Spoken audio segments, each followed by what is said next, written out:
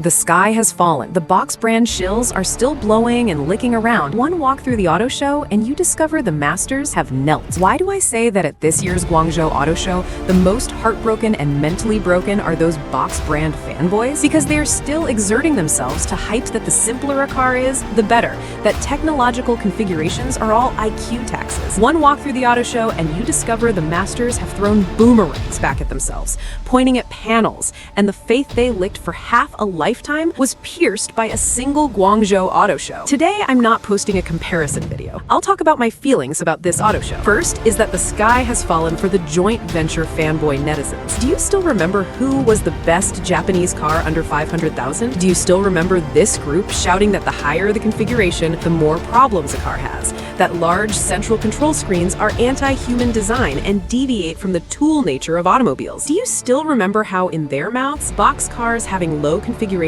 meant pursuing stability and not doing those flashy gimmicks, and how they said intelligent pricing was just a scam, that refrigerators, color TVs, and big sofas were just no technology, blowing the boxcar's matryoshka-style front-face design into having family heritage, and always slapping the label of having no technological content onto domestic cars. But after walking through this Guangzhou Auto Show, you find Audi using Huawei's intelligent pricing and proudly promoting it for its assisted driving. The all-new Toyota Wildlander and RAV4 also switching to large central screens with bullet-style cameras, and the front faces no longer talking about any family design language. Even more exaggerated is that the Nissan Tiana directly uses a Harmony OS cockpit with large central control screen and intelligent voice, all fully equipped. Toyota's Boji Star is also a Harmony OS cockpit with assisted driving, dual-chamber air suspension, all put into use. I'm thinking, when box brand fanboys drive box cars with big screens, air suspension, and even Huawei ecosystems, what will they be thinking inside? At this Guangzhou Auto Show, Huawei's presence is almost everywhere, in every pavilion. Apart from a few independent brands, the Harmony OS travel and assisted driving pavilions are also crowded, and the participation of foreign brands is an even deeper psychological overturn. Besides choosing to hand their souls to Huawei, another brand we can be proud of is BYD. Some people joke that now they finally know why BYD never attacks other brands, because everyone present is a client. Toyota's cars, Xiaoban, Beachy's 3 electrics,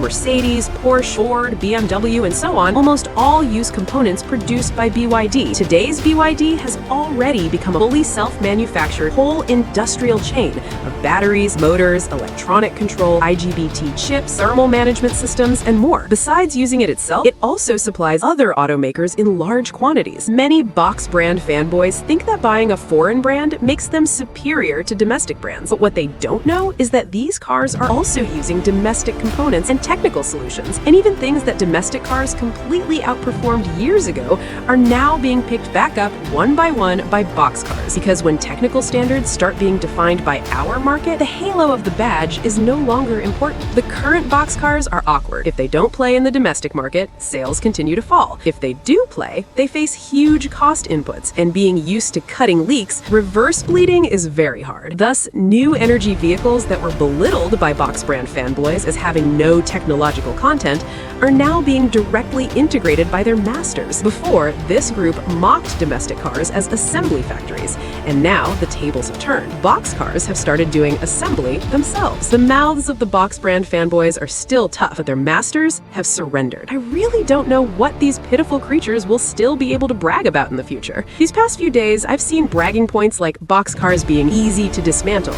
I won't argue with you. They are indeed easy to dismantle. After running at highway speeds, even seat panels can be blown off. So saying they're easy to dismantle is not wrong. Actually, I don't hate box cars. I just hate those box brand fanboys, because when they praise foreign brands, they always like to step on domestic cars, and that's what particularly annoys me. In fact, anyone with discerning eyes can see that in recent years, the iteration of new technologies in the car world have almost all been completed by domestic cars. Foreign brands squeezing toothpaste for 10 or 20 years are destined to be abandoned by the market. There are also many people mocking that luxury brands collectively skipped the Guangzhou Auto Show, but they may not have understood the meaning of an auto show. Are auto shows really about selling how many cars? No. The meaning of an auto show is that car companies spend a lot of money to prove that they're living well and give consumers greater confidence. That is the essence of large auto shows. Looking back at today's ultra-luxury brands, they indeed are not doing well. Tightening belts is completely normal. These are just some personal reflections on the Guangzhou Auto Show. Please don't take it personally. If you have different opinions, you can discuss them in the comments section. Next episode, we'll continue updating comparison videos. If you like it, remember to like and follow.